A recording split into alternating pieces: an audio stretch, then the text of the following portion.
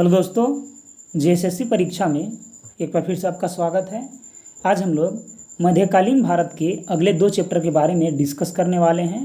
पहला चैप्टर है आपका दिल्ली सल्तनत और इसके आगे आने वाले चैप्टर है खिलजी वंश। ठीक है, दोनों चैप्टरों को हम लोग फटाफट से पढ़ते हैं। ठीक है, चलिए तो सबसे पहले हम लोग जानेंगे कि आखिर दिल्ली सल्तनत चैप्टर में हम लोग कौन कौन से टॉपिक के बारे में भी डिस्कस करने वाले हैं। देखिए, दिल्ली सल्तनत का ऑल ओवर यदि समय काल देखा जाएगा, ठीक है, तो 1200 ईस्वी से लेकर के 1526 तक का कार्यकाल था। ठीक है, देखिए अब हम लोग दिल्ली सल्तनत में सबसे पहला जो पढ़ने वाले हैं, ठीक है, वो पढ़ने वाले हैं गुलाम वंश के बारे में। ठीक है, गुलाम वंश के 11 शासक आए थे दिल्ली पर राज करने के लिए, तो इन सभी के बारे में पढ़ेंगे। ठीक है, उसके बाद हम लोग खिलजी वंश के बारे में पढ़ेंगे, इनके 5 शासक थे। फिर तुगलक वंश के बारे में और सैयद वंश के बारे में और लोधी वंश के बारे में।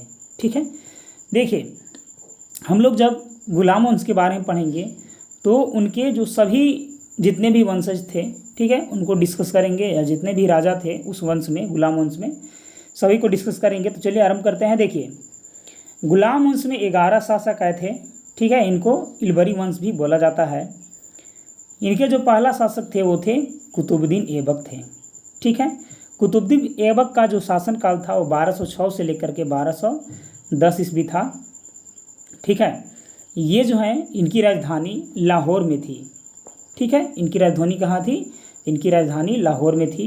इनके बाद आए थे आराम शाह। आराम शाह का शासनकाल भी उस समय 1210 ईस्वी तक चला।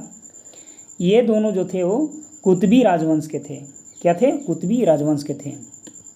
आगे हम लोग पढ़ेंगे उसके बाद इल्तुतमिश के बारे में। इल्तुतमिश का जो कार्यकाल था वो 1210 से लेकर के 1236 ईस्वी तक था शासनकाल, और इनकी राजधानी जो था वो दिल्ली था।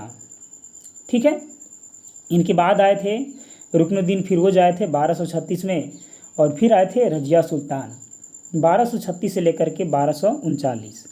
ठीक है, फिर आए थे मोइनुद्दीन बहराम शाह 1240 से 42 तक। फिर आए थे अलाउद्दीन मसूद शाह 1242 से 46 तक।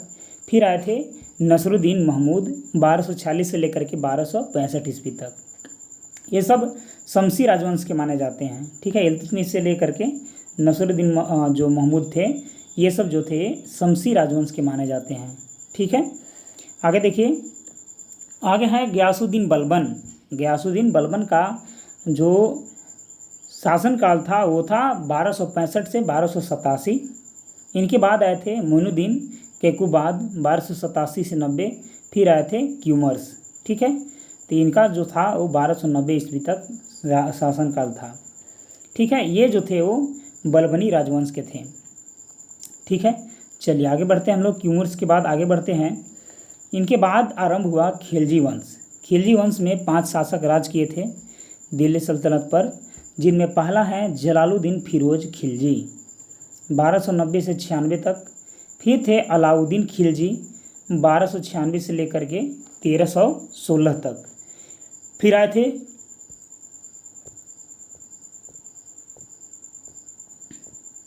शिहाबुद्दीन उमर। कौन थे? शिहाबुद्दीन उमर थे। 1316 से लेकर के, मतलब 1316 में ही 35 दिनों के लिए शासन किए थे। फिर आए थे कुतुबुद्दीन मुबारक शाह खिलजी 1316 से लेकर के 1320, और आखिरी में आए थे नसरुद्दीन खुसरो, ठीक है, खां 15 अप्रैल से लेकर के 7 सितंबर 1320। ठीक है, देखिए इनके बाद आरंभ हुआ तुगलक वंश। तुगलक वंश में 9 शासक आए थे, जिसमें पहला शासक थे गयासुद्दीन तुगलक शाह प्रथम 1320 से 1325 शासनकाल था इनका। फिर आए थे मुहम्मद बिन तुगलक 1325 से लेकर के 1351।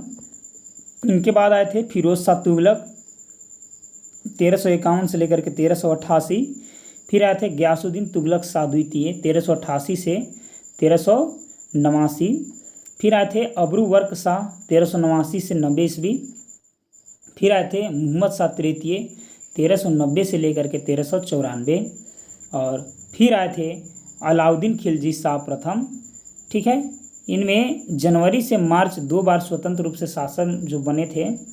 एक नसरुद्दीन महमूद शाह बन गए थे दिल्ली वाला इलाका का, और एक बन गए थे नुसरत शाह जो कि फिरोजाबाद वाला इलाका था। ठीक है। इन दोनों का शासनकाल क्रमशः 1394 से लेकर के 1413 तक रहा और इनका 1394 से 1398 तक रहा। ठीक है। आगे हम लोग पढ़ेंगे तुगलक वंश के बाद सैयद वंश के बारे में। ठीक है। तो सैयद वंश के जो थे वो 4 शासक जो थे वो शासन किए थे, जिन्हें पहला थे खिरिज खां 1414 से लेकर के 1421। इसके बाद थे मुबारक शाह 1421 से लेकर के 1434। फिर थे मुहम्मद शाह 1434 से 1445। फिर थे अलाउद्दीन आलम शाह 1445 से 51। ठीक है। चलिए आगे इसके बाद हम लोग पढ़ेंगे लोधी वंश के बारे में। ठीक है। तो लोधी वंश में हम लोग पढ़ेंगे सबसे प्रथम जो शासक थे लोधी वंश के वो थे बहलोल लोधी। कौन थे? बहलोल लोधी थे। ठीक है। बहलोल लोधी जो शासनकाल था इनका वो था 1451 से लेकर के 1489। ठीक है। फिर हम लोग पढ़ेंगे सिकंदर लोधी के बारे में 1489 से लेकर के 1517 तक। फिर इब्राहिम लोधी द्वितीय के बारे में 1517 से लेकर के 1526 ईस्वी। ठीक है।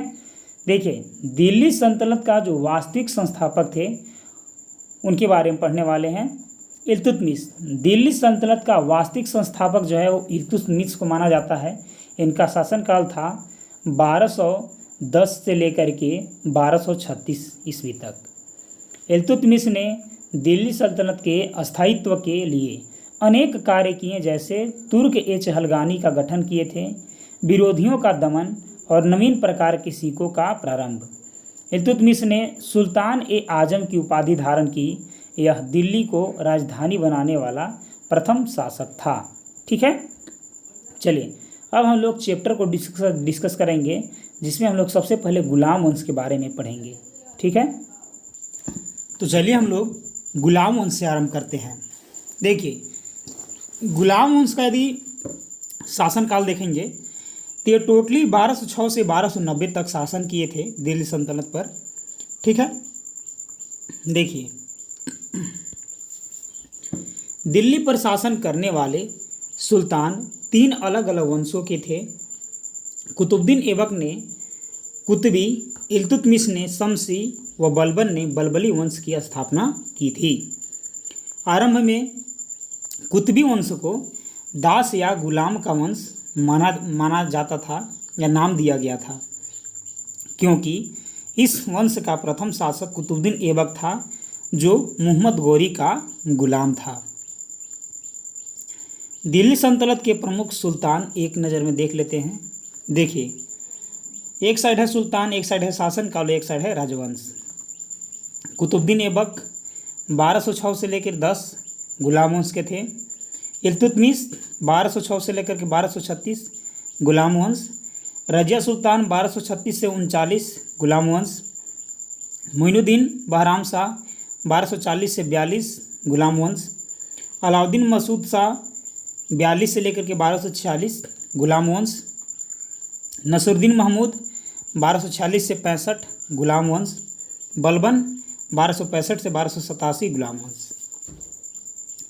कुतुबुद्दीन ऐबक जो कि गुलाम वंश का प्रथम शासक था, इसका शासनकाल था 1206 से लेकर के 1210। मोइनुद्दीन मोहम्मद गौरी के गुलाम में सबसे योग्य और विश्वसनीय कुतुबुद्दीन ऐबक था। कुतुबुद्दीन ऐबक तुर्क जनजाति का था। कुतुबुद्दीन ऐबक का अर्थ है चंद्रमा का देवता। चंद्रमा का देवता। बचपन में ही दास के रूप में वह निसापुर के बाजार में लाया गया। वहाँ से काली फरखुद्दीन अब्दुल अजीज़ कुकी ने खरीद लिया। कुतुबुद्दीन ऐबक ने कुरान पढ़ना सीख लिया, जिसके कारण वह कुरान खां यानी कि कुरान का पाठ करने वाला के नाम से प्रसिद्ध हुआ। मुहम्मद गौरी की सेवा में आने के बाद कुतुबुद्दीन ऐबक के जीवन में बड़ा परिवर्तन आया। मुहम्मद गौरी ने उसे अमीर ए आखुर यानी कि शाही घुड़सवार का अधिकारी के पद पर प्रोन्नत कर दिया। कुतुबुद्दीन ऐबक का राजाभिषेक 25 जून 1206 ईस्वी को लाहौर में हुआ। उसने लाहौर को अपनी राजधानी बनाई। तराइन के द्वितीय युद्ध के बाद मुहम्मद गौरी ने कुतुबुद्दीन ऐबक को विजित प्रदेश का प्रबंधक नियुक्त किया। इन क्षेत्रों पर नियंत्रण स्थापित करने के लिए कुतुबुद्दीन ऐबक ने दिल्ली के निकट इंद्रप्रस्थ को अपना मुख्यालय बनाया।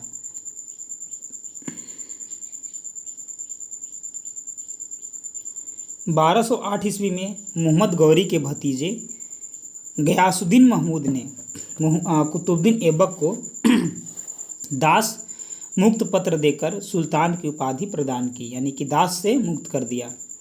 कुतुबुद्दीन ऐबक को भारत में तुर्की राज्य का संस्थापक माना जाता है।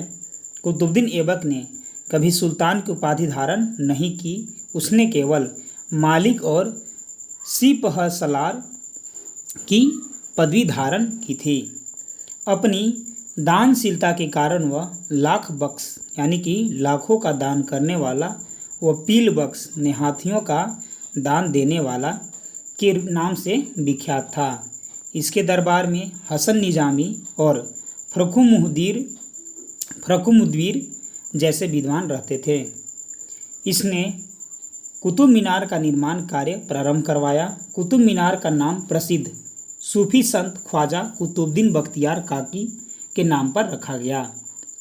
इसने भारत की प्रथम मस्जिद कुतुबुल इस्लाम पृथ्वीराज तृतीय के किले राय पिथौरागढ़ के स्थान पर निर्मित किया दिल्ली में, जबकि 2.5 दिन का झोंपड़ा विग्रहराज विल्सल देव चतुर्थ के द्वारा निर्मित संस्कृत विद्यालय के स्थान पर अजमेर में बनाया गया था। ठीक है, चलिए याद रखिएगा कि किसको तोड़ करके क्या बनाया जा रहा था। विग्रहराज विसलदेव के द्वारा निर्मित संस्कृत विद्यालय को तोड़ करके 2.5 दिन का झोंपड़ा अजमेर में बनाया गया था, और प्रथम मस्जिद जो था कुतुबुल इस्लाम वो पृथ्वीराज तृतीय के किले राय पिथौरागढ़ को तोड़ करके बनाया गया था। आगे देखिए, 1210 में चेगोन पोलो खेलते समय घोड़े से गिर जाने के कारण कुतुबुद्दीन ऐबक गंभीर रूप से घायल हो गया, जिसके परिणाम स्वरूप इसकी मृत्यु हो गई। आगे है आराम शाह 1210 ईस्वी। कुतुबुद्दीन ऐबक की अकस्मात मृत्यु के कारण उसके उत्तराधिकारी के चुनाव की समस्या को तुर्की सरदारों ने स्वयं हल किया। कुछ तुर्की सरदारों ने आराम शाह को लाहौर का 1210 ईस्वी का सुल्तान घोषित कर दिया। आराम शाह एक अक्षम और अयोग्य व्यक्ति था। अनेक तुर्क सरदारों ने उसका विरोध किया। दिल्ली के तुर्क सरदारों ने बदायूं के गवर्नर इल्तुतमिश को दिल्ली आने पर नियंत्रण भेजा। इल्तुतमिश शीघ्र ही दिल्ली पहुंच गया। आराम शाह भी उसके दिल्ली आगमन की सूचना पाकर दिल्ली तक पहुंच आया, परंतु इल्तुतमिश ने उसे पराजित कर उसकी हत्या कर दी और स्वयं सुल्तान बन गया। आगे है इल्तुतमिश 1210 से लेकर के 1236 ईस्वी तक शासनकाल था इसका। कुतुबुद्दीन ऐबक की मृत्यु के पश्चात उसका दामाद इल्तुतमिश दिल्ली की गद्दी पर बैठा। इल्तुतमिश शमसी वंश का शासक था, जिसके कारण एक नए वंश का नाम शमसी वंश पड़ा। ठीक है, चलिए अब हम लोग इसके आगे पढ़ेंगे। देखिए, उसमें दिल्ली सल्तनत का यदि इलाका का डिस्कशन किया जाए तो दिल्ली सल्तनत में आपको टोटल इतना इलाका आते थे जो कि इस मैप में दिखाया गया है। ठीक है, और देखिए यहाँ पास उस समय जो गुजरात वाला इलाका था उसमें अरब थे, यादव थे, इधर बाघेल थे। ठीक है, और इसी प्रकार से मंगोल, गजनी इत्यादि के बारे में यहाँ पास डिस्कस किया गया है। ठीक है, चलिए आगे बढ़ते हैं। आगे देखिए, भारत में तुर्क शासन का वास्तविक जो संस्थापक था वो कौन था? इल्तुतमिश था। ठीक है, तुर्क शासन का वास्तविक जो संस्थापक था वो इल्तुतमिश था। भारत में मुस्लिम प्रभुसत्ता का वास्तविक प्रारंभ इल्तुतमिश से ही होता है। इल्तुतमिश को तुर्कों की भारत विजय को स्थायित्व प्रदान करने का श्रेय दिया जाता है।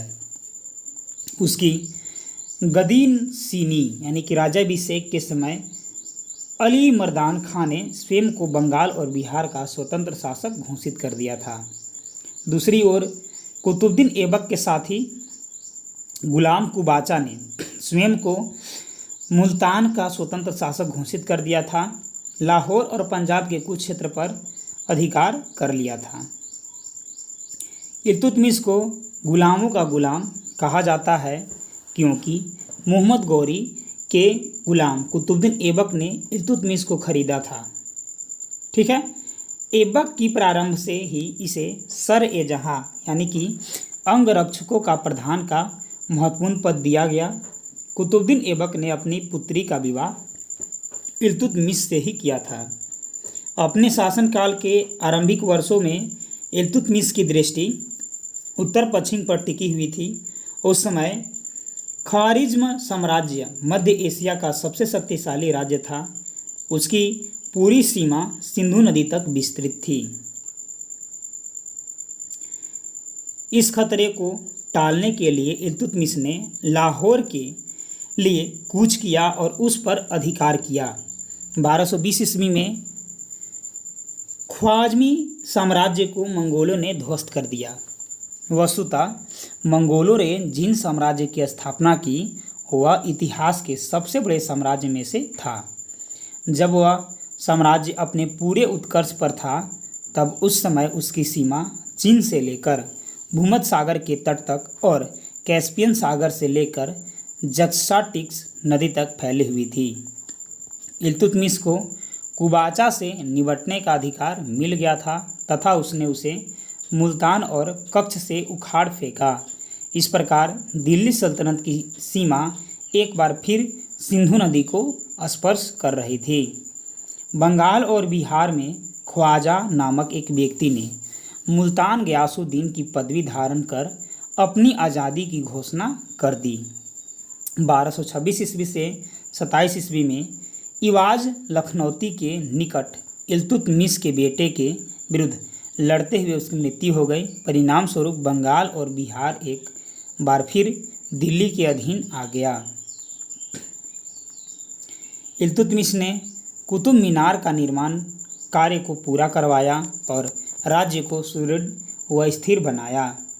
इसके अतिरिक्त इसने इक्ता व्यवस्था प्रारंभ की थी जिसके अंतर्गत सभी सैनिक व गैर सैनिक अधिकारी को नगद वेतन के बदले भूमि प्रदान की जाती थी।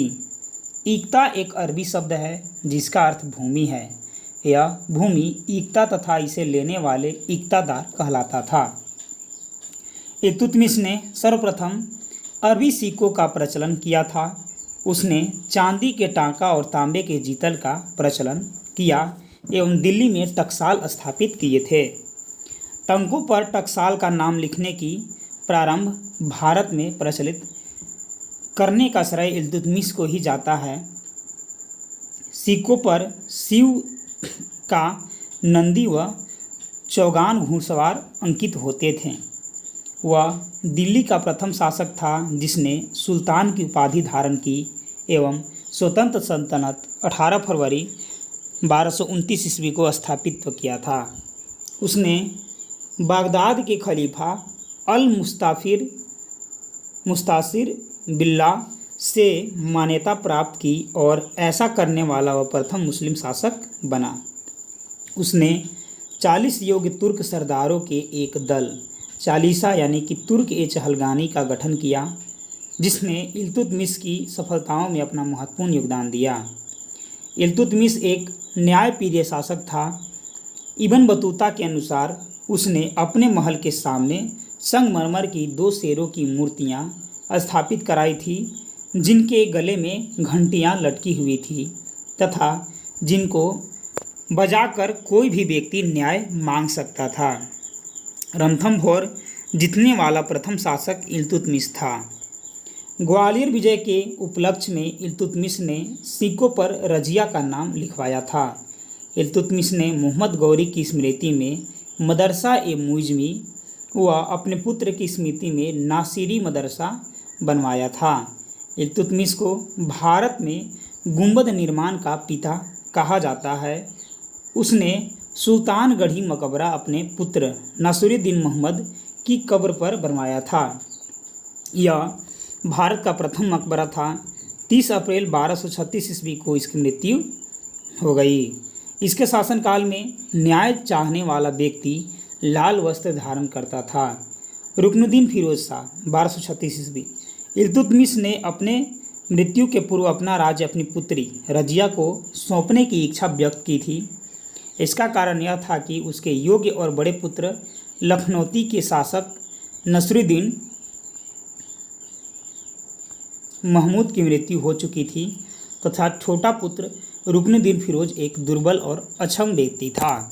ठीक है, वो सक्षम व्यक्ति नहीं था, अक्षम था। तुर्क अमीर एक स्त्री को राज्य करते हुए देखना अपना अपमान समझते थे। अतः अनेक तुर्क अमीरों, फिरोज शाह की माता शाह तुर्कान और अनेक अक्तादारों ने षड्यंत्र कर रुकनुद्दीन फिरोज को 1236 ईस्वी में सुल्तान घोषित कर दिया। फिरोज शाह सुल्तान तो बन गया, परंतु वह राज्य पर नियंत्रण नहीं कर रख सका। वास्तविक सत्ता शाह तुर्कान फिरोज की मां के हाथों में चली गई, जो एक क्रूर महिला थी। रजिया 1236 से लेकर के 1239। देखिए, ग्वालियर से वापस आने पर इल्तुतमिश ने रजिया को अपना उत्तराधिकारी घोषित कर दिया। रजिया को अपने भाइयों और शक्तिशाली तुर्क अमीरों के विरुद्ध संघर्ष करना पड़ा। वह केवल 3 वर्ष के लिए शासन कर पाई। दिल्ली में सुल्तान की अनुपस्थिति पर लाभ उठाकर रजिया लाल वस्त्र पहनकर न्याय की मांग का प्रतीक नमाज के अवसर पर जनता के सम्मुख उपस्थित हुई। उसने शाहतुर्कान के अत्याचारों व राज्य में फैली अव्यवस्था का वर्णन किया तथा आश्वासन दिया कि शासक बनकर वह शांति एवं सुव्यवस्था स्थापित करेगी। रजिया से तुर्क अमीर और आम जनमानस प्रभावित हो उठे। क्रुद्ध जनता ने राजमहल पर आक्रमण कर शाहतुर्कान को गिरफ्तार कर लिया एवं रजिया को सुल्तान घोषित कर दिया। फिरोज शाह जब विद्रोहियों से भयभीत होकर दिल्ली पहुंचा, तब उसे भी कैद कर लिया गया तथा उसकी हत्या कर दी गई। नवंबर 1236 ईस्वी में रजिया सुल्तान के पद पर प्रतिष्ठित हो गई। रजिया दिल्ली सल्तनत की प्रथम व अंतिम मुस्लिम महिला शासक थी। मध्यकालीन महिला शासकियाँ एवं उनके कार्यकाल। रजिया सुल्तान 1236 से 40 गुलाम वंश के थे, दिल्ली पर राज किए थे। रानी रुद्रदमा 1260 से लेकर के 1291 काकतीय वंश के थे, द्वार समुद्र पर राज किए थे। आगे हैं मरदुम जहाँ 1461 से 1469 बहमनी साम्राज्य के थे, दक्षिण बहमनी पर शासन किए थे। रानी दुर्गावती 1560 से 1564 गोंड वंश के थे, गंडक कटंगा पर राज किए थे। चांद बीबी सुल्तान 1595 से 1596 ये अहमदी शाही वंश के थे, अहमदनगर पर राज किए थे। बेगम बड़ी साहिब 1656 से लेकर के 1663 ईस्वी आदिल शाही वंश के थे, बीजापुर पर राज किए थे। और आगे हैं ताराबाई 1700 से लेकर के 1707 भोंसले वंश के थे, मराठा साम्राज्य पर राज किए थे। देखिए, अब हम लोग इसके बाद रजिया के शासनकाल में सत्ता के लिए राजतंत्र और उन तुर्क सरदारों के बीच संघर्ष आरंभ हुआ जिन्हें कभी तुर्कान ए चहलगानी या चालीसा दल कहा जाता था। रजिया ने प्रदा प्रथा को त्याग दिया और पुरुष के सम्मान कुबा कोट और कुला टोपी पहनकर दरबार में बैठती थी तथा शासन कार्य संभालती थी। वाजीर निजाम उल मुल्क जुनैदी ने उसकी गद्दीसीनी यानी कि राज्यारोहण का विरोध किया था और उसके विरुद्ध अमीरों के विद्रोह का समर्थन किया था। तुर्क अमीरों ने उस पर नारी सुलभ शील का त्याग करने और याकूत खान नामक असीबियनियाई अमीर पर अत्यधिक मेहरबान होने का आरोप लगाया था। लाहौर और सरहिंद में विद्रोह भड़क उठा। उसने स्वयं ही सेना के साथ मिलकर लाहौर पर आक्रमण कर दिया। जब वह सरहिंद की ओर बढ़ रही थी, उसी समय उसके खेमे में विद्रोह भड़क उठा। याकूत खां की हत्या कर रजिया को तवरहिंद यानी भटिंडा में बंदी बना लिया गया था, परंतु रजिया ने अपने को बंदी बनाने वाले सरदार अल्तुनिया को अपने पक्ष में कर लिया, जिसके पश्चात रजिया ने अल्तुनिया से विवाह कर दिल्ली को फिर से विजय करने की एक और असफल कोशिश की। रजिया बहुत बहादुरी से लड़ी लेकिन पराजित हो गई तथा उन्हें भटिंडा की ओर वापस लौटना पड़ा, पर कैथल हरियाणा के पास 13 अक्टूबर 1240 ईस्वी को कुछ डाकुओं द्वारा उसकी हत्या कर दी गई। आगे है मुइजुद्दीन बहराम शाह 1240 से 42 शासनकाल। रजिया के पश्चात 1240 ईस्वी में बहराम शाह सुल्तान बना, परंतु वह कुछ वर्षों तक ही गद्दी पर रह सका। वह नाम मात्र का सुल्तान था। राज्य की वास्तविक शक्ति का प्रचलन चालीसा गुलामों का दल करता था।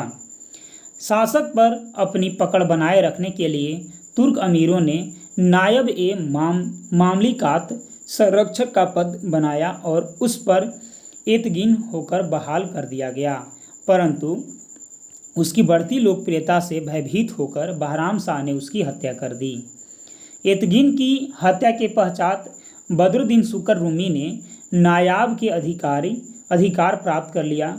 उसने बहराम की हत्या पर षड्यंत्र रचा, परंतु वह स्वयं ही एक षड्यंत्र में मारा गया। इन हत्याओं से तुर्क अमीरों भयभीत हो उठे। उन लोगों ने सुल्तान को पदच्युत करने का षड्यंत्र रचा था। 1241 ईस्वी में लाहौर पर मंगोलों ने आक्रमण कर दिया तथा 13 मई 1242 ईस्वी को बहराम शाह की हत्या कर दी गई। आगे है इसके बाद अलाउद्दीन मसूद शाह 1242 से 46। अलाउद्दीन मसूद शाह रुकनुद्दीन फिरोज शाह का पुत्र व इल्तुतमिश का पौत्र था, जो एक दुर्बल और अयोग्य व्यक्ति था। वह नाम मात्र का शासक था। इसके शासनकाल में मलिक कुतुबुद्दीन हमन को नायाब और अबू बकर को वजीर बनाया गया। बलबन को हाँसी का इक्ता प्रदान किया गया। शासन की वास्तविक सत्ता वजीर मुहाजुबुद्दीन के हाथों में थी, जो तजाकिस्तान और तुर्क था। धीरे धीरे बलबन सबसे प्रमुख व्यक्ति बन गया। ठीक है, बलबन ने षड्यंत्र कर मसूद शाह को गद्दी से हटाकर कैद कर लिया, जहां उसकी मृत्यु हो गई।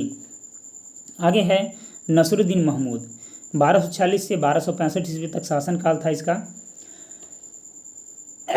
सॉरी दोस्तों, 10 जून 1246 में युवा नसरुद्दीन महमूद शमसी मलिकों द्वारा सुल्तान के पद पर आसीन हुआ। उसने तुर्की अमीरों की शक्ति का अनुमान लगाकर संपूर्ण सत्ता चालीसा के सरगना और नायाब बलबन के हाथों में सौंप दी। नसरुद्दीन महमूद के शासनकाल में समस्त शक्ति बलबन के हाथों में थी। 1249 ईस्वी में उसने बलबन को उलुग खां की उपाधि प्रदान की और सेना पर पूर्ण नियंत्रण के साथ नायाब ए मामलिकात का पद दिया। 1266 ईस्वी में नसरुद्दीन की अचानक मृत्यु हो गई। वह शमसी वंश का अंतिम शासक था। इसका कोई पुत्र नहीं था, इसलिए अगला शासक गयासुद्दीन बलबन बना। ठीक है, बलबन 1265 ईस्वी से लेकर के 1287 ईस्वी तक इसका शासनकाल था। उलुग खां नामक एक तुर्क सरदार 1265 ईस्वी में दिल्ली सल्तनत की गद्दी पर बैठा। वह अपने खिताबी नाम बलबन के रूप में इतिहास में प्रसिद्ध हुआ। इसने बलबनी वंश की स्थापना की। बलबन राजपद की शक्ति और प्रतिष्ठा की अभिवृद्धि करने के लिए हमेशा प्रयत्नशील रहा। गद्दी पर अपने पक्ष को मजबूत करने के लिए उसने घोषणा की वह विख्यात ईरानी शहंशाह अफरासियात का वंशज है। अपने कुलीन रक्त का पक्ष सिद्ध करने के लिए बलबन ने खुद को तुर्क अमीरों के हितों के रक्षक के रूप में पेश किया।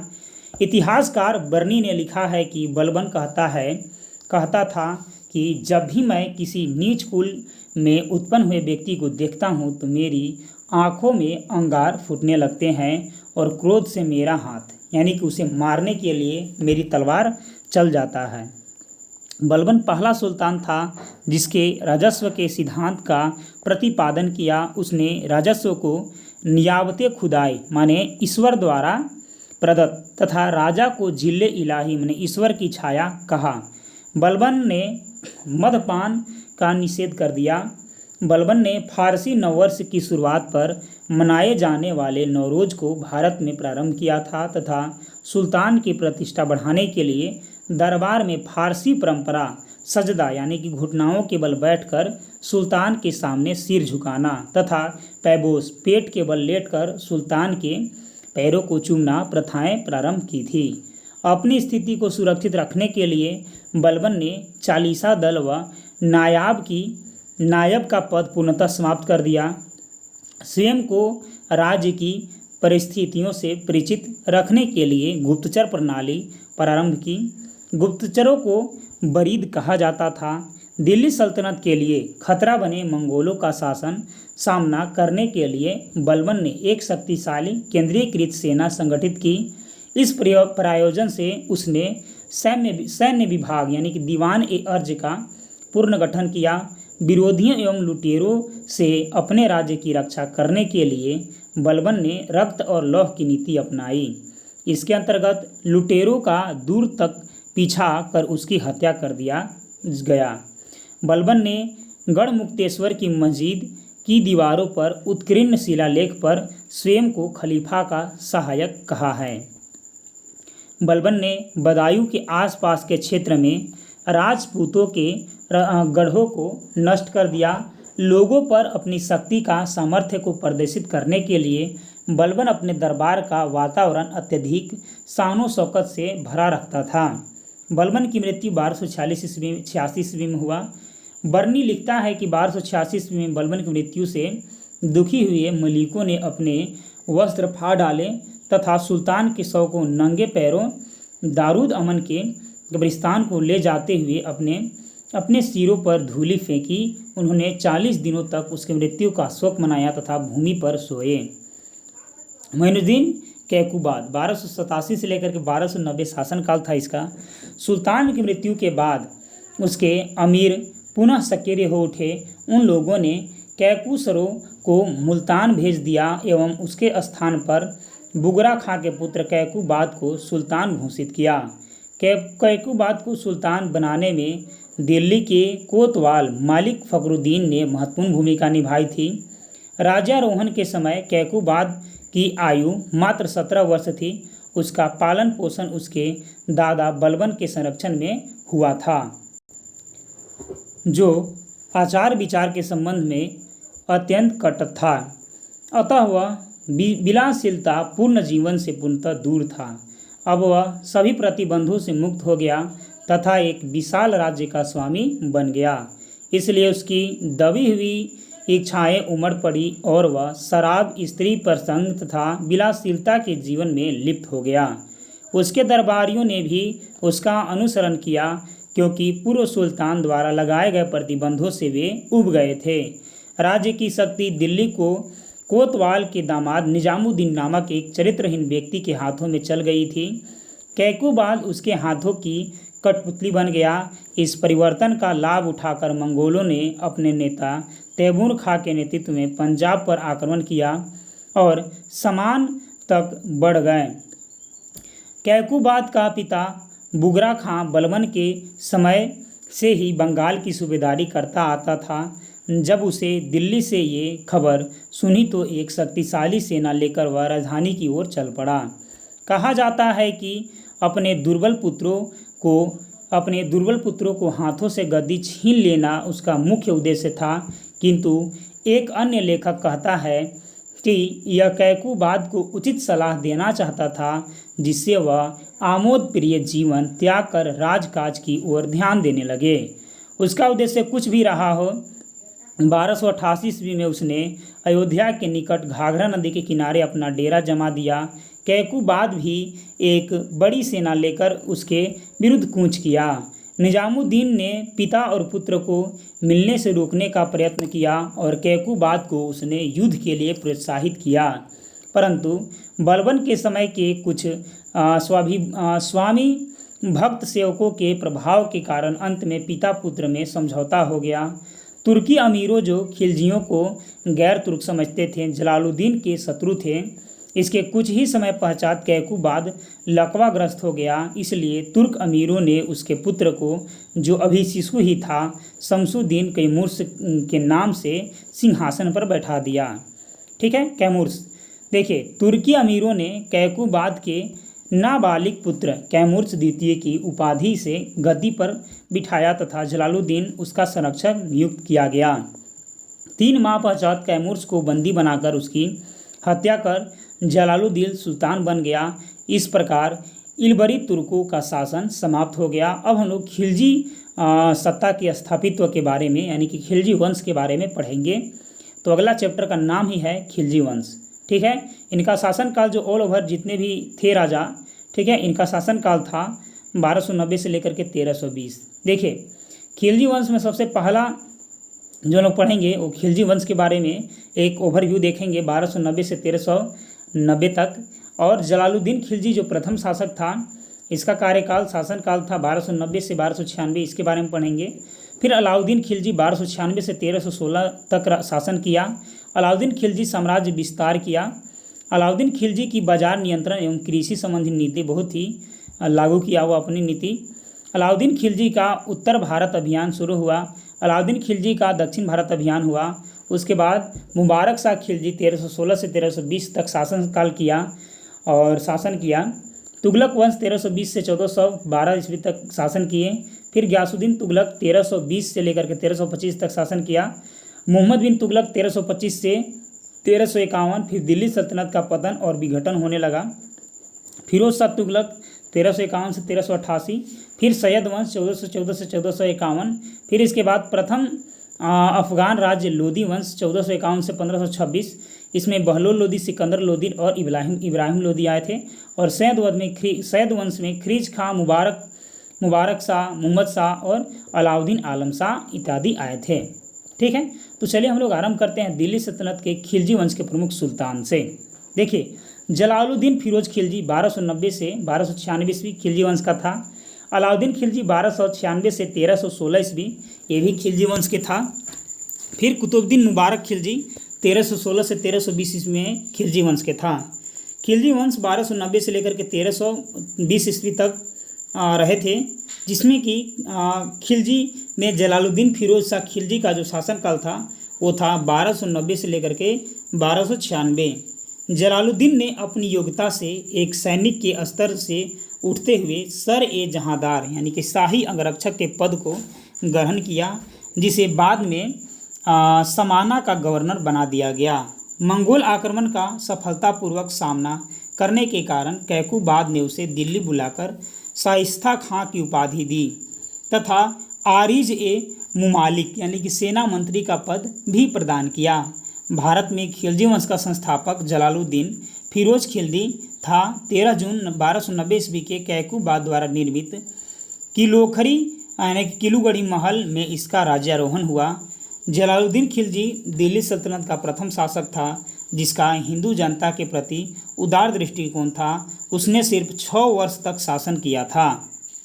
ठीक है, आगे है इसके बाद कि वह दिल्ली सल्तनत का पहला शासक था, ठीक है, जिसने स्पष्ट शब्दों में यह विचार सामने रखा कि राज्य को शासित के स्वेच्छक समर्थन का आधारित होना चाहिए। उसने सहिष्णुता का व्यवहार करने और कड़ी सजाओं का सहारा न लेने की नीति अपनाकर अमीरों की सद्भावना भी प्राप्त करने की कोशिश की। जलालुद्दीन के समय में ईरानी फ़कीर सीदी मौला को हाथी के पैरों तले कुचलवा दिया गया था। जलालुद्दीन की नीति को अलाउद्दीन ने उलट दिया तथा जो भी उसका विरोध करने का प्रयत्न करता था वह कड़ी सजा देता था। अलाउद्दीन खिलजी 1296 से 1316 ईस्वी तक शासन किया। अलाउद्दीन खिलजी का जन्म 1266 ईस्वी में हुआ था। उसके पिता का नाम शहाबुद्दीन खिलजी था जो जलालुद्दीन फिरोज का भाई था। 1296 ईस्वी में अलाउद्दीन ने देवगिरी पर आक्रमण किया तथा सुल्तान जलालुद्दीन से छिपाकर अपना धन संपत्ति प्राप्त की। देवगिरी की विजय से अलाउद्दीन की सुल्तान बनने की इच्छा प्रबल हो उठी तथा उसने 19 जुलाई 1296 ईस्वी को धोखे से सुल्तान जलालुद्दीन की हत्या कर स्वयं सत्ता की अर्जित कर ली। 21 अक्टूबर 1296 ईस्वी को अलाउद्दीन ने स्वयं को कड़ा मानिकपुर में सुल्तान घोषित कर दिया, जहां वह सुल्तान बनने से पूर्व सूबेदार था तथा इसके राजाभिषेक दिल्ली में बलबन के लाल महल में किया गया। अपने विरोधियों को आतंकित करने के लिए अलाउद्दीन ने अधिक से अधिक कठोरता और निष्ठुरता बनाए रखने का माध्यम अपनाया। जलालुद्दीन के शासनकाल में इस्लाम कबूल कर 2000 मंगोलों दिल्ली के आसपास बसाए गए। अलाउद्दीन ने अमीरों को अपने विरुद्ध षड्यंत्र रोकने के लिए अनेक नियम बनाए। भोजों और उत्सवों का आयोजन करना निषिद्ध कर दिया गया तथा सुल्तान की अनुमति के बिना आपस में वैवाहिक संबंध भी स्थापित करने का प्रतिबंध लगा दिया गया। अलाउद्दीन ने शराब और नशीले पदार्थों के उपयोग पर रोक लगा दी। राज्य की वास्तविक स्थिति का पता लगाने के लिए उसने एक गुप्तचर प्रणाली भी स्थापित किया था। अलाउद्दीन का साम्राज्य विस्तार। राजस्थान। अलाउद्दीन खिलजी का प्रथम सैन्य अभियान रणथंभौर के विरुद्ध था, जहां पृथ्वीराज चौहान के उत्तराधिकारी शासन कर रहे थे। रणथंभौर की ख्याति राजस्थान की सबसे मजबूत किले के रूप में थी। अलाउद्दीन ने एक विशाल सेना लेकर खुद रणथंभौर के विरुद्ध अभियान किया। इस अभियान में प्रसिद्ध शायर अमीर खुसरो भी अलाउद्दीन के साथ था। सुल्तान ने 3 माह तक किले पर घेरा डाले रखा। राजपूत संघर्ष करते हुए शहीद हुए तथा महिलाओं ने जौहर व्रत किया। अमीर खुसरो ने सर्वप्रथम जौहर व्रत यहीं देखा था। जोधपुर के संस्कृत शिलालेख में कहा गया है कि अलाउद्दीन खिलजी के देवतुल्य शौर्य से पृथ्वी अत्याचारियों से मुक्त हो गई। ठीक है। इसके पश्चात अलाउद्दीन ने चित्तौड़ की ओर ध्यान दिया। रणथंभौर के बाद यह राजस्थान का सबसे शक्तिशाली राज्य था। अलाउद्दीन ने अत्यधिक निकट से चित्तौड़ पर घेरा डाली। राजपूतों ने कई महीने तक सुल्तान का प्रबल प्रतिरोध किया, परंतु अंततः उसने किले पर अधिकार 1303 ईस्वी में कर लिया। चित्तौड़ अलाउद्दीन के नाबालिग बेटे ख्रीज खां के अधीन कर दिया गया और उसका नाम बदलकर ख्रीजाबाद कर दिया गया। दक्कन और दक्षिण भारत। मालवा पर सल्तनत का प्रत्यक्ष शासन स्थापित किया गया तथा उसकी देखरेख के लिए एक सूबेदार नियुक्त किया गया। 1306 से लेकर के 1307 ईस्वी में अलाउद्दीन ने 2 सैनिक आक्रमणों की योजना बनाई। पहला आक्रमण रायकरण के विरुद्ध था, जो गुजरात से निष्कासित कर दिए जाने के बाद मालवा की सीमा यानी कि बागलाना पर अधिकार जमाए बैठा था। दूसरे आक्रमण का लक्ष्य देवगिरी का राय रामचंद्र था, जिसका रायकरण से संधि संबंध था। दूसरे आक्रमण का नियंत्रण अलाउद्दीन खिलजी ने अपने गुलाम मालिक कफूर को सौंपा, जिसमें रायकरण ने आत्मसमर्पण कर दिया। उसका राज्य वापस कर दिया गया तथा उसे रायकरण के खिताब के बाद के साथ फिर से अपने पद पर प्रतिष्ठित कर दिया गया। अलाउद्दीन का महान सेनापति मालिक कफूर गुजरात विजय के दौरान नुसरत खां द्वारा 1000 दिनार में खरीदा गया, इसलिए उसे 1000 दिनारी भी कहा जाता था। अलाउद्दीन के दक्षिण भारतीय अभियान के नेतृत्व सेनापति मलिक कफूर ने किया। 1309 ईस्वी से लेकर के 1311 ईस्वी के बीच मालिक कफूर ने दक्षिण भारत पर 2 आक्रमण किए। पहला आक्रमण तेलंगाना क्षेत्र में वारंगल पर किया गया। तेलंगाना अभियान में वहां के शासक प्रताप रुद्र द्वितीय ने मलिक कफूर को विश्व प्रसिद्ध कोहिनूर हीरा भेंट किया, जिसे मालिक कफूर ने अलाउद्दीन को भेंट कर दिया। दूसरे आक्रमण के लक्ष्य द्वार समुद्र, माबर, आधुनिक कर्नाटक व मदुरई तमिलनाडु थे। यह पहला अवसर था जब मुसलमानों की सेना दक्षिण में मदुरई तक पहुंच गई थी। अलाउद्दीन ने अलाई दरवाज़ा, हौज खास, सीरी फोर्ट और जमात खाना मस्जिद का निर्माण करवाया। मंगोल आक्रमण से सुरक्षा हेतु 1304 ईस्वी में दिल्ली में सीरी को राजधानी बनाया गया तथा किलेबंदी कराई। उसने अपने सेनापति गाजी मालिक द्वारा उत्तर पश्चिम सीमा को मजबूत प्रदान की तथा सिकंदर ए सानी यानी कि खिताब उपाधि उसको धारण किया। अलाउद्दीन खिलजी को द्वितीय सिकंदर कहा जाता है। वह प्रथम शासक था जिसने प्रथम बार अस्थायी सेना गठित किया था। अलाउद्दीन की बाजार नियंत्रण एवं कृषि संबंधी नीतियाँ। उसने दिल्ली में 3 बाजार स्थापित किए, एक खाद्यान्नों के लिए, दूसरा कीमती वस्त्रों के लिए और तीसरा घोड़ों, गुलामों व पशुओं के लिए। प्रत्येक बाजार एक उच्च अधिकारी के नियंत्रण में होता था, जिसे सहना अधीक्षक कहा जाता था, जो व्यापारियों की एक पर्जिका रखता था तथा दुकानदारों व कीमतों पर कड़ी निगरानी रखता था। खदानों की नियमित और सस्ती आपूर्ति सुनिश्चित करने के लिए उसने घोषणा की कि दोआब क्षेत्र अथवा यमुना के निकट मेरठ से लेकर इलाहाबाद के निकट काड़ा की सीमा तक के प्रदेश में भू राजस्व की अदायगी सीधी राज्य को की जाएगी। भू राजस्व बढ़ाकर उपज के आधे हिस्से पर निर्धारित कर दिया गया। राजस्व एकत्र करने के लिए मुक्त खराज नामक अधिकारी की नियुक्ति किया गया। अलाउद्दीन के समकालीन अमीर खुसरो और उसके परवर्ती ईसामी दोनों ने अलाउद्दीन को एक भाग्यशाली व्यक्ति कहा। अलाउद्दीन खिलजी के दरबार में अमीर खुसरो व हसन देहलवी जैसे कवि थे। अमीर खुसरो ने सितार का आविष्कार किया तथा वीणा को संशोधित किया। जमाखोरी को रोकने के लिए सभी बाजारों के नाम पंजिका में दर्ज किए गए तथा उनके एजेंटों व परिजनों को नियमों के उल्लंघन के लिए सामूहिक रूप से जिम्मेदार ठहराया गया। ठीक है, चलिए आगे देखते हैं। आगे है, राज्य ने अपने भंडार स्थापित किए जिसे अनाजों से भरा रखा जाता था। यदि कोई दुकानदार ज़्यादा कीमत लेता या माप तोल के गलत पैमाने का प्रयोग करता था तो उसे कड़ी सजा दी जाती थी। बरनी के अनुसार अकाल के समय भी कीमत एक यानी कि बहुत कम मूल्य का सिक्का, दाम या पाई की बढ़ोतरी नहीं होने दी जाती थी। बर्नी ने लिखा है कि अनाज मंडी में कीमतों का अस्थायित्व इस युग का एक आश्चर्य था। लगभग 21 साल बाद 13 मार्च 1940 ईस्वी को उधम सिंह ने गोली मारकर माइकल ओडायर की हत्या कर दी। जालियांवाला बाग हत्याकांड के समय माइकल ओडायर पंजाब का लेफ्टिनेंट गवर्नर था। ठीक है, चलिए घोड़ों की कीमत नियंत्रण, ये कहाँ से आ गया था बीच में। घोड़ों की कीमतों का नियंत्रण सुल्तान के लिए अत्यधिक महत्व रखता था।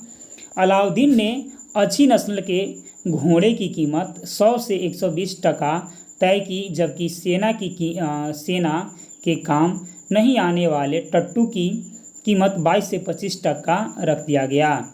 मवेशी और गुलामों की कीमतों का नियमन कड़ाई से किया जाता था। भू राजस्व नगद वसूल किए जाने से अलाउद्दीन को अपने सिपाहियों को नगद वेतन देने की सुविधा हुई। नगद वेतन देने वाला वह इस सल्तनत का पहला सुल्तान था।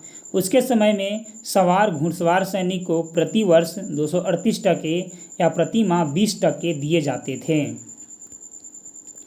अलाउद्दीन खिलजी का उत्तर भारत अभियान, देखिए एक तरफ है राज्य, एक तरफ है शासक और एक तरफ है अभियान का नेतृत्व, फिर है वर्ष और फिर है विशेष विवरण। गुजरात, रायकरण बघेल यहाँ का जो राजा था, ठीक है, इसको कर्ण बोला जाता है। उलुंग खां और नुसरत खां के नेतृत्व में इस पर आक्रमण हुआ था 1298 में। गुजरात अभियान के काल में जैसलमेर को विजित किया और राजा कर्ण भाग गया। रणथंभौर, राणा हमीर देव चौहान वंश के थे यहाँ पास, और उलुंग खां और नुसरत खां के नेतृत्व में यहाँ पास आक्रमण हुआ 1301 ईस्वी में। पहले राणा संगा ने आक्रमण के विरुद्ध विफल कर दिया और नुसरत खां मारा गया। तत्पश्चात अलाउद्दीन ने सेना का नेतृत्व किया। युद्ध में राजपूतों की पराजय हुई, फलस्वरूप स्त्रियों ने जौहर कर लिया। फिर है आपका चित्तौड़, रतन सिंह। अलाउद्दीन खिलजी आक्रमण किया था 1303 ईस्वी में। चित्तौड़ पर अधिकार कर उसका नाम खिजाबाद रखा। 1311 ईस्वी में चित्तौड़ मालदेव को सौंपा गया। मालवा, महलक देव यहाँ के शासन राजा थे, और आइनू मुमलुक यहाँ पास आक्रमण करने गया 1305 ईस्वी में। महलक देव मांडू भाग गया व मालवा खिलजी साम्राज्य के अधीन हो गया। सिवाना, शीतल देव ये परमार वंश के यहाँ पास कमालुद्दीन कुर्ग के नेतृत्व में 1308 में आक्रमण हुआ था। जालौर, कान्हादेव कृष्णदेव कमालुद्दीन कुर्ग यहाँ पास आक्रमण किया था 1311 में। कान्हा देव के बड़े भाई माला देव को खुश होकर चित्तौड़ सौंप दिया गया। ठीक है, आगे है इसके बाद अलाउद्दीन खिलजी का दक्षिण भारत का अभियान। देखिए सबसे पहला अभियान देवगिरी राज्य पर, यहाँ के राजा था रामचंद्र देव, यादव शासक था यह। अभियान का नेतृत्व अलाउद्दीन खिलजी खुद किया था 1296 ईस्वी में। रामचंद्र देव ने एलिशपुर प्रांत से होने वाली आय देने का वचन किया। फिर है देवगिरी राज्य, रामचंद्र देव यहाँ का शासक था। यहाँ पास मलिक कफूर के नेतृत्व में 1307 ईस्वी में आक्रमण किया गया था।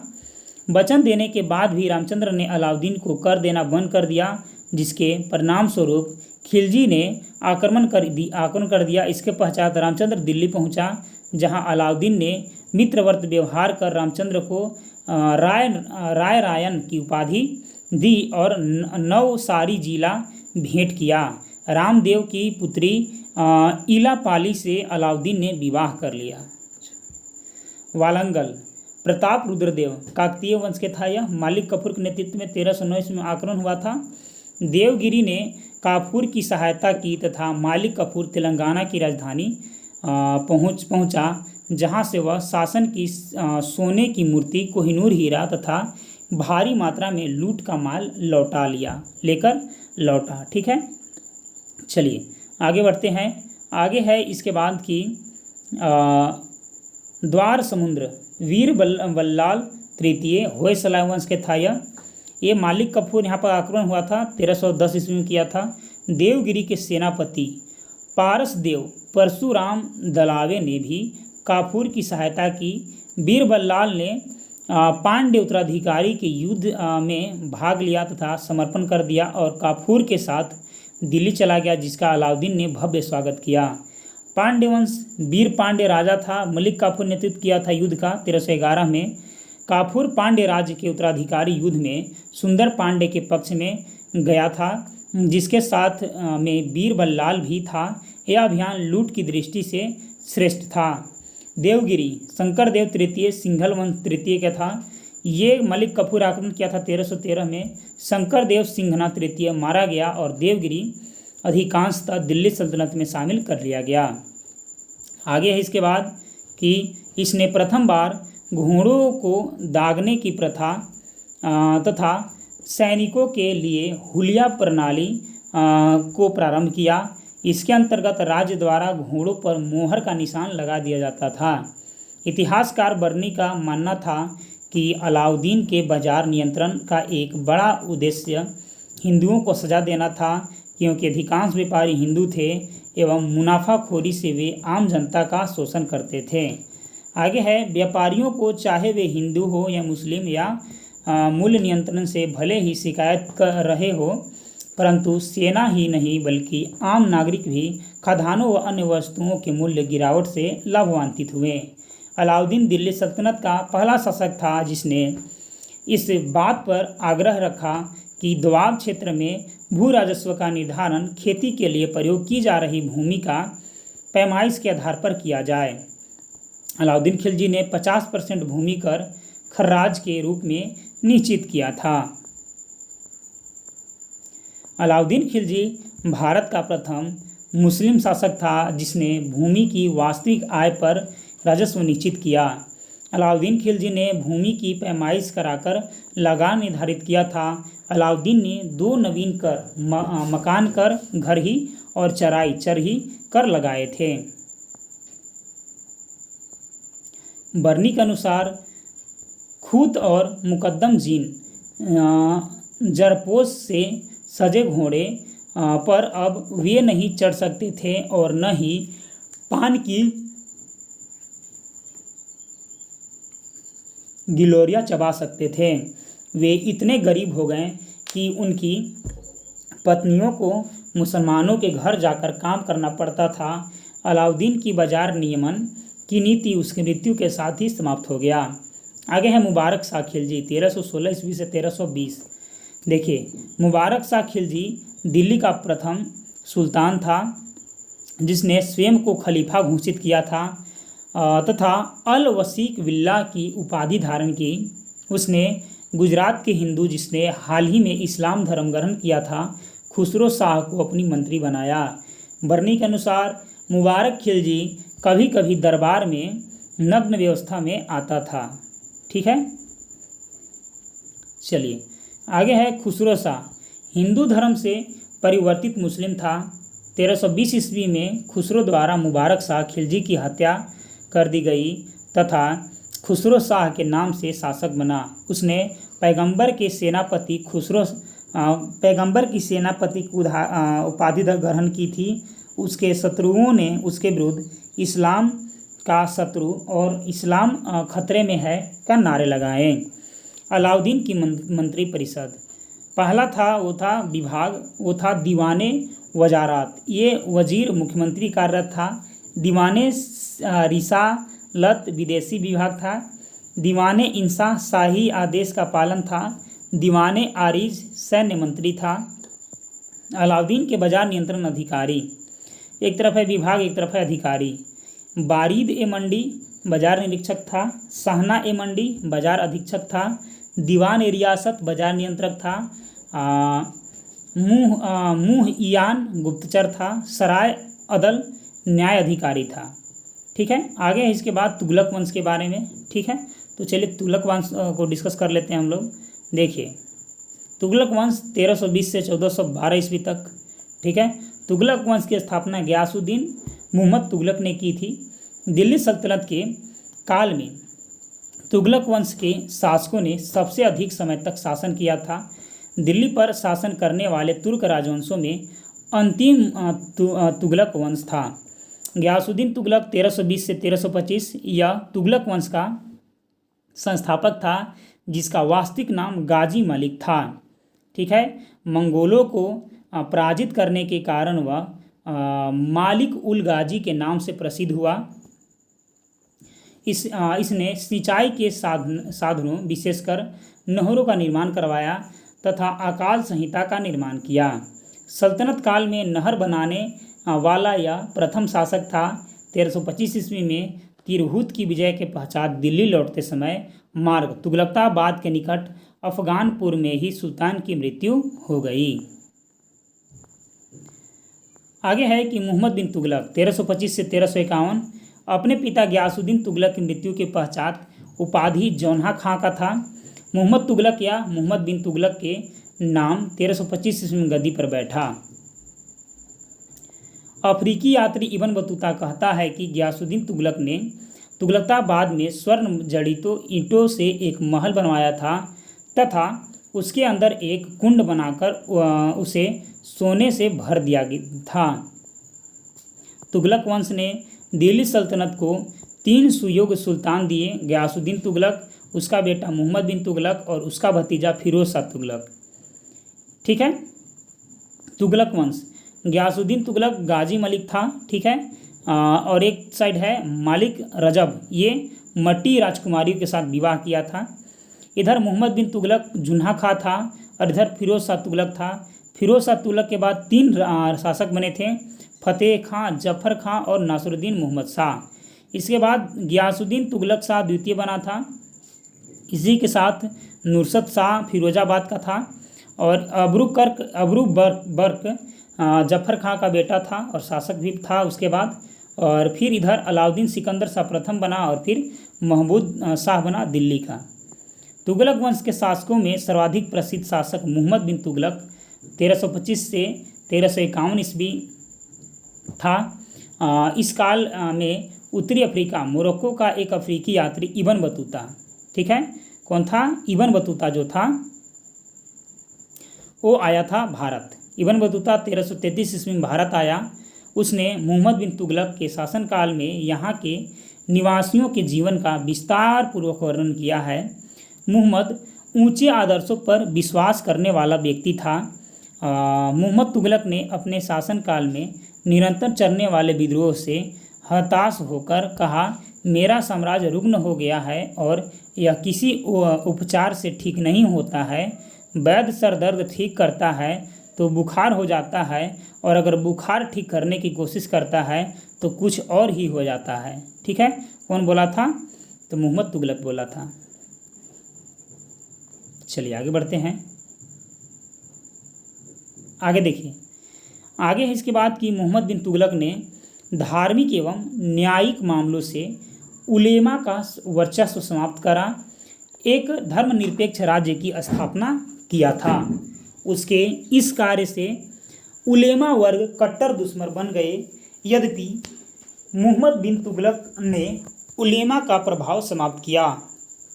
उसने जैन विद्वान जिन प्रभासूरी व राजशेखर को अपने दरबार में स्वागत किया।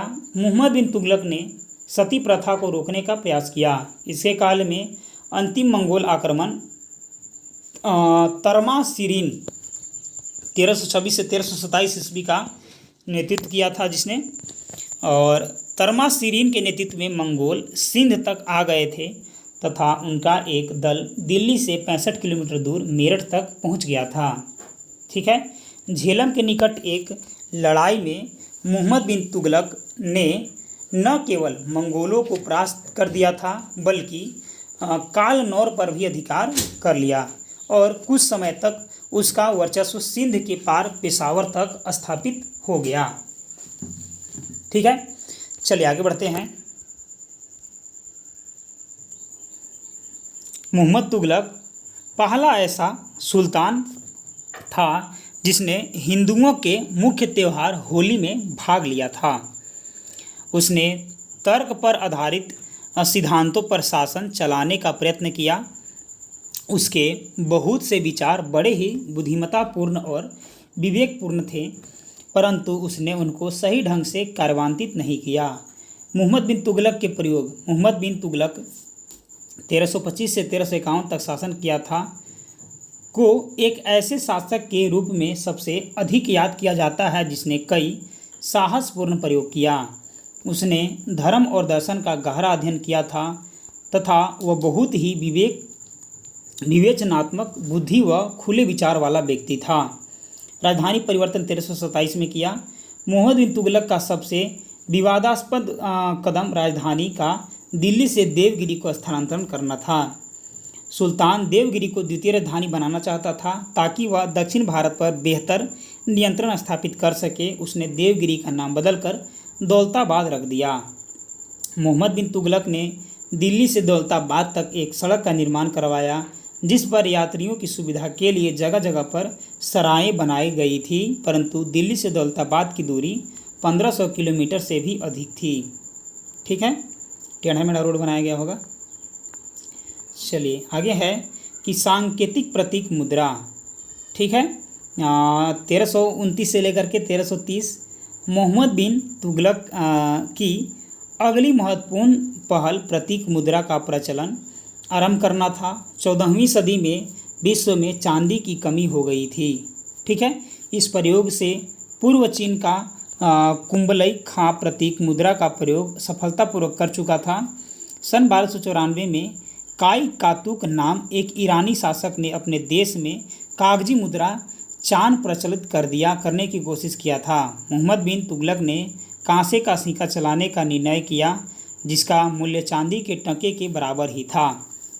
लोगों ने स्वयं ही जाली मुद्रा ढालना प्रारंभ कर दिया। अंत में मोहम्मद ने प्रतीक मुद्रा वापस लेने का फैसला किया। उसने कांसे के सिक्के के बदले चांदी के सिक्के देने का वचन दिया। आगे है खुरासान योजना। यह अभियान हिमालयी क्षेत्र में कुमाऊं के पहाड़ी प्रदेशों में आरंभ किया गया और कहा जाता है कि इसका उद्देश्य चीनियों को बढ़त को रोकना था।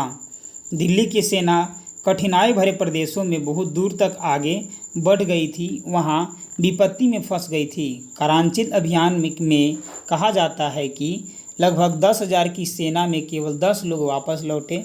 मोहम्मद तुगलक ने कांगड़ा पहाड़ियों पर भी आक्रमण किया। कृषि सुधार। मोहम्मद बिन तुगलक ने कृषि में सुधार लाने के लिए कई कदम उठाए। उसमें से उसे अधिकांश सुधार दोआब के क्षेत्र में लागू किए गया। इस योजना के दौरान अकाल का 6 साल तक लंबा दौर चला जिसने प्रदेश को नष्ट कर दिया। पशुओं और बीजों के लिए तथा कुएं खोदने के लिए ऋण सुलभ कराकर राहत देने का प्रयास किया गया, लेकिन इस समय तक दिल्ली में इतने लोगों की मृत्यु हो चुकी थी कि वातावरण दूषित हो गया था। आगे है सुल्तान दिल्ली छोड़कर 100 मील दूर गंगा के किनारे स्वर्गद्वारी नामक शिविर में चला गया। लगभग 2.5 वर्षों तक वह वहीं रहा। उसने दोआब में कृषि से विस्तार और सुधार के लिए एक योजना आरंभ की। उसने दीवान-ए-अमीर कोही नाम के एक अलग विभाग की स्थापना की।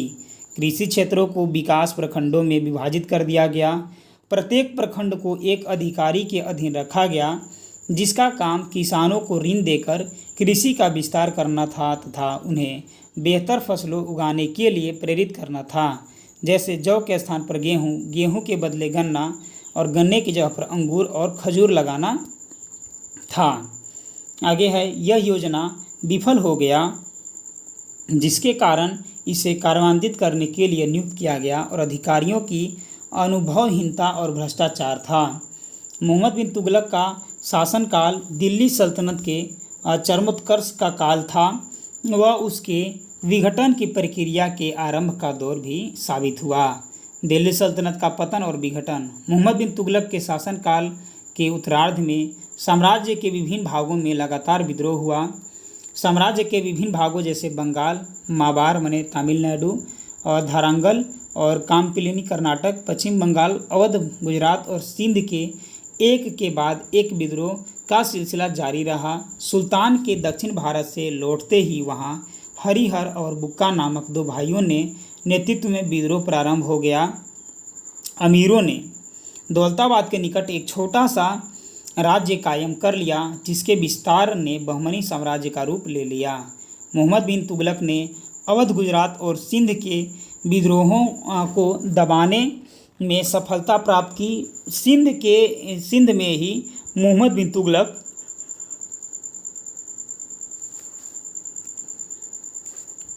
की जो है मृत्यु हो जाती है। इसके बाद दिल्ली की गद्दी पर फिरोज शाह तुगलक आसीन हुआ। फिरोज शाह तुगलक 1351 से लेकर 1388 ईस्वी तक शासन किया था। फिरोज शाह तुगलक मोहम्मद तुगलक के चाचा रजब का पुत्र था। रजब का विवाह एक राजपूत राजा रनमल की पुत्री से हुआ था। फिरोज उसी का पुत्र था। फिरोज शाह तुगलक का जन्म 1309 ईस्वी में हुआ था। मोहम्मद बिन तुगलक की नीतियों से अमीरों में और साथ ही सेना में भी गहरा संतोष फैल गया। इसलिए फिरोज शाह तुगलक ने अमीरी सेना और उलेमाओं के प्रति तुष्टीकरण की नीति अपनाई। उसने दक्षिण भारत और दक्कन पर फिर से अपना अधिकार जमाने का प्रयत्न नहीं किया।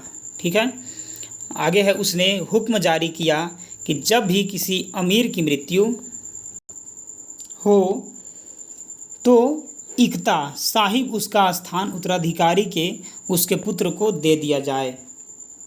ठीक है, उसने अमीरों को यातना देने की प्रथा समाप्त कर दी, जिससे अमीर लोग प्रसन्न हो गए।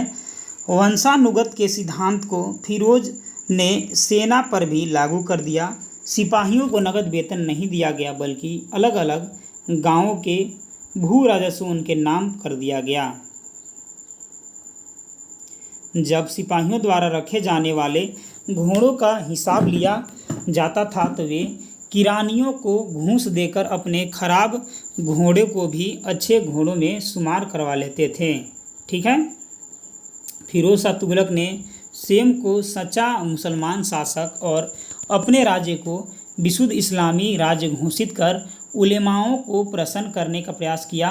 फिरोज शाह तुगलक के शासनकाल में जजिया एक अलग कर बन गया। पहले वह भू राजस्व कर का हिस्सा था। इस कर से केवल स्त्रियों, बच्चे, अंधों, अपंगों और आजीविका के साधन से विभिन्न लोगों को ही मुक्त रखा गया था। ब्राह्मण पर भी जजिया कर लगाया गया। इसमें फिरोज शाह तुगलक पहला सुल्तान था जिसने हिंदू धर्म ग्रंथों का संस्कृत से फारसी में अनुवाद कराने के लिए कदम उठाए। आगे दिल्ली सल्तनत की शासकीय व्यवस्था देखिए, एक साइड है विभाग और एक साइड है शासक। दीवान ए अर्ज सैन्य विभाग बलबन, दीवान ए रियासत बाजार नियंत्रण अलाउद्दीन खिलजी, दीवान ए मुक्त खराज राजस्व विभाग अलाउद्दीन खिलजी, दीवान ए अमीर कोही कृषि विभाग मोहम्मद बिन तुगलक, दीवान ए खैरात दान विभाग फिरोज शाह तुगलक, दीवान ए बदगान गुलाम विभाग फिरोज शाह तुगलक। देखिए, संगीत, आयुर्वेद और गणित के भी कई ग्रंथ उसके शासनकाल में संस्कृत से फारसी में अनुवादित किए गए। गरीबों के मुफ्त इलाज के लिए उसने अस्पताल बनवाए तथा कोतवालों को बेरोजगार लोगों की दृष्टि तैयार करने का आदेश दिया एवं गरीबों की पुत्रियों की शादी के लिए दहेज भी दिया। फिरोज शाह तुगलक ने लोक निर्माण के लिए एक बड़ा विभाग स्थापित किया जो सरकारी निर्माण कार्यों की निगरानी करता था। उसने अनेक नहरों की मरम्मत करवाई और अनेक नई नहरें खुदवाई। सबसे बड़ा नहर लगभग 200 किलोमीटर लंबी थी। एक अन्य नहर यमुना से निकलती थी। फिरोज शाह तुगलक की मृत्यु के पश्चात दिल्ली सल्तनत बिखर गया तथा उत्तर भारत अनेक छोटे छोटे राज्यों में बंट गया। 1398 ईस्वी में भारत पर तैमूर के आक्रमण के साथ तुगलक साम्राज्य का अंत हो गया। सुल्तान मोहम्मद और नसरुद्दीन महमूद 1394-1412 ईस्वी तक महत्वाकांक्षी अमीरों और विद्रोही राजाओं का नियंत्रण स्थापित करने में असफल रहे। आगे है दिल्ली पर तैमूर के आक्रमण। 1398 ईस्वी में से सल्तनत काल की नींव कमजोर हो गई। तैमूर ने भारत पर लूटपाट के उद्देश्य से आक्रमण किया था। तैमूर ने दिल्ली में प्रवेश कर अत्यधिक तबाही मचाई। उसने बड़ी संख्या में लोगों की हत्या की। इस आक्रमण के द्वारा भारत से बहुत सा धन, सोना चांदी, हीरे जवाहरात आदि विदेश ले जाया गया। राजमिस्त्री, शतरंगराज और बढ़ई आदि अनेक कारीगरों को तैमूर अपने साथ ले गया। इनमें से कुछ लोगों ने उसकी राजधानी समरकंद में अनेक सुंदर इमारतें बनाने में योगदान दिया। भारत पर तैमूर के आक्रमण का प्रत्यक्ष राजनीतिक प्रभाव बहुत सीमित ही रहा। तैमूर के विद्रोह को दिल्ली के सुल्तानों के सशक्त शासन के दौर की समाप्ति का सूचक माना जा सकता है। यद्यपि स्वयं तुगलक राजवंश जैसे तैसे 1412 ईस्वी तक कायम रहा। आगे है सैयद वंश 1414 से 1451। पहला है ख्रीज खां 1414 से 1421।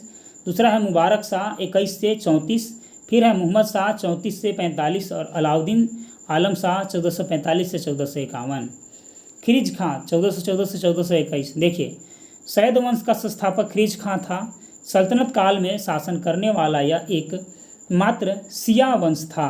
ख्रीज खां ने सुल्तान की उपाधि धारण नहीं की, बल्कि उसने रैयत ए आला की उपाधि धारण की। वह अपने शासनकाल में तैमूर के पुत्र एवं उत्तराधिकारी शाहरुख के प्रतिनिधि के रूप में शासन करने का दिखावा करता रहा। 20 मई 1421 ईस्वी को ख्रीज खां की मृत्यु हो गई। आगे मुबारक शाह 1421 से लेकर के 1434। देखिए, ख्रीज खां के पश्चात उसका पुत्र मुबारक खां मुबारक शाह के नाम से मई 1421 को दिल्ली का सुल्तान बना। वह ख्रीज खां की रैयत ए आला की उपाधि से संतुष्ट नहीं था, इसलिए उसने स्वयं को सुल्तान घोषित किया। मुबारक खां सैयद वंश का सबसे महान शासक था। उसने 1433 ईस्वी में यमुना नदी के तट पर मुबारकाबाद नामक एक नया नगर बसाया था। विख्यात इतिहासकार याहिया बिन अहमद सरहिंदी उसका समकालीन और आश्रित विद्वान था। उसकी पुस्तक तारीख ए मुबारक शाही में मुबारक शाह के कार्यों का वर्णन मिलता है। ठीक है, चलिए आगे हम लोग बढ़ते हैं। यहाँ पास देखिए, मुबारक शाह ने शाह की उपाधि धारण कर अपने नाम का खुतबा पढ़वाया तथा अपने नाम के सिक्के प्रचलित करवाए। आगे है मोहम्मद शाह 1434 से 45। मोहम्मद शाह के बाद उसका दत्तक पुत्र मोहम्मद शाह गद्दी पर बैठा। मोहम्मद शाह एक अयोग्य शासक सिद्ध हुआ। अपनी अयोग्यता से उसने सैयद वंश के पतन का मार्ग प्रशस्त किया, लेकिन वजीर सखरुल मुल्क ने साम्राज्य को लंबे समय तक संभाले रखा। मोहम्मद शाह ने उसे खान ए जहाँ की उपाधि प्रदान की। 1445 ईस्वी में मोहम्मद शाह की मृत्यु हो गई। आगे अलाउद्दीन आलम 1445 से 1476। मोहम्मद शाह के पश्चात उसका पुत्र अलाउद्दीन आलम शाह की उपाधि धारण कर गद्दी पर बैठा। यह सैयद वंश का अंतिम शासक था। इसके समय में यह कहावत देखो शाह ए आलम का राज्य दिल्ली से पालम तक लोकप्रिय हो गया। इसी के समय दिल्ली सल्तनत के शासन काल की बागडोर सैयदों से निकलकर लोदियों के हाथों में चला गया। प्रथम अफगान राज्य लोदी वंश 1451 से 1526। मकबरों का काल सुल्तान बहलोल लोदी 1451 से 1489। सिकंदर लोदी 89 से 1517 तक। इब्राहिम लोदी 1517 से लेकर के 1526 तक। बहलोल लोदी 1451 से 1489 ईस्वी तक इसका शासनकाल था। बहलोल लोदी ने प्रथम अफगान राज्य की स्थापना की। सरकी सुल्तान महमूद शाह का विवाह सैयद वंश के अंतिम सुल्तान अलाउद्दीन आलम शाह की पुत्री बीबी राजी से हुआ था। बहलोल और महमूद शाह की सेनाओं के मध्य पानीपत के निकट नरेला नामक स्थान पर युद्ध हुआ। बहलोल लोदी ग्वालियर के अंतिम अभियान के बाद दिल्ली लौटते समय लू लगने की बीमार हो गया था। 12 जून 1489 को मिलावली में बहलोल लोदी की मृत्यु हो गई थी। आगे बहलोल लोदी एक साधारण व्यक्ति था, ठीक है। तारीख ए दाऊदी के लेखक अब्दुल्ला के अनुसार जब वह अपने सरदारों के साथ मिलता था तो वह कभी सिंहासन पर नहीं बैठता। उसकी महत्वपूर्ण उपलब्धि जौनपुर राज्य का दिल्ली सल्तनत में विलय था। बहलोल लोदी ने दिल्ली सल्तनत के सभी शासकों में सर्वाधिक समय 38 वर्ष तक शासन किया था। आगे है, दिल्ली सल्तनत पर शासन करने वाला यह प्रथम अफगान वंश था। उसने बहलोल सिक्के प्रचलित किए थे। आगे है सिकंदर लोदी 1489 से लेकर के 1517। यह लोदी वंश का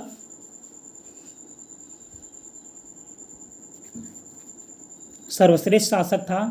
उसने कुशल सैन्य व्यवस्था एवं गुप्तचर प्रणाली गठित किया था।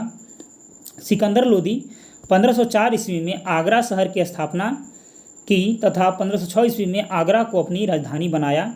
सिकंदर लोदी गुलरुखी के उपनाम में से फारसी में कविताएं लिखता था। सिकंदर लोदी ने कुतुब मीनार की मरम्मत करवाई थी। 21 नवंबर 1513 ईस्वी में उसकी मृत्यु हो गई थी। सिकंदर लोदी ने भूमि के नाप के लिए पैमाने गज ए सिकंदरी प्रारंभ किया जो प्रायः 30 इंच का होता था। सिकंदर लोदी के आदेश से एक आयुर्वेदिक ग्रंथ का फारसी में अनुवाद किया गया जिसका नाम फरहंगे सिकंदरी रखा गया था, ठीक है। चलिए, सिकंदर लोदी के समय में गान विद्या के एक श्रेष्ठ ग्रंथ लज्जत ए सिकंदर शाही की रचना हुई थी। आगे इब्राहिम लोदी 1517 से लेकर के 1526। 22 नवंबर 1517 में सिकंदर लोदी के पश्चात इब्राहिम लोदी सुल्तान बना। यह लोदी वंश का अंतिम शासक था।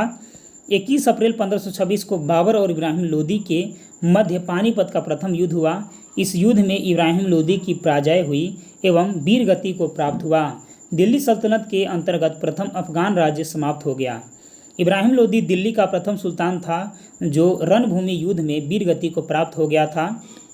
इब्राहिम लोदी दिल्ली सल्तनत का अंतिम सुल्तान था जिसकी मृत्यु के पश्चात दिल्ली की सत्ता मुगलों के हाथों में चला गया। तो दोस्तों, आज हम लोग 2 बड़े महत्वपूर्ण चैप्टरों को पढ़ लिए हैं, ठीक है। तो चलिए मिलते हैं हम लोग अगले चैप्टर में अगले वीडियो के साथ, ठीक है। लेकिन उससे पहले हम लोग बात करने वाले हैं बिहार पुलिस के सबसे बेस्ट बुक के बारे में जो कि चक्षु पब्लिकेशन के द्वारा प्रकाशित किया गया है। एक बुक आपके लिए संपूर्ण स्टडी गाइड है और एक बुक आपके लिए प्रैक्टिस सेट है, ठीक है। आप इन दोनों बुक को ऑनलाइन परचेज करना चाहते हैं तो डिस्क्रिप्शन में लिंक दिया गया है। आप अमेजोन और फ्लिपकार्ट दोनों माध्यमों से इन दोनों बुक को घर बैठे आसानी से मंगा सकते हैं। संपूर्ण स्टडी गाइड में आपका बिहार पुलिस का टोटल सिलेबस जो है वो कम्प्लीटली दिया गया है जिसमें साथ ही साथ 3000 से भी ज़्यादा मोस्ट इंपॉर्टेंट ऑब्जेक्टिव टाइप प्रश्न दिया गया है और प्रीवियस 5 ईयर का जो प्रश्न है वो सोल्व किया गया है, ठीक है। आपको प्रैक्टिस वाला बुक में भी प्रैक्टिस सेट में भी आपको 2450 से भी ज़्यादा मोस्ट इंपॉर्टेंट ऑब्जेक्टिव टाइप का प्रश्न दिया गया है। साथ ही साथ 20 प्रैक्टिस सेट दिया गया है और उसके साथ प्रीवियस 5 सालों का जो बिहार पुलिस में प्रश्न आता था पहले पिछले 5 सालों में उसको शामिल किया गया है। तो दोस्तों, अब हम लोग मिलते हैं अगले वीडियो में, तब तक के लिए धन्यवाद।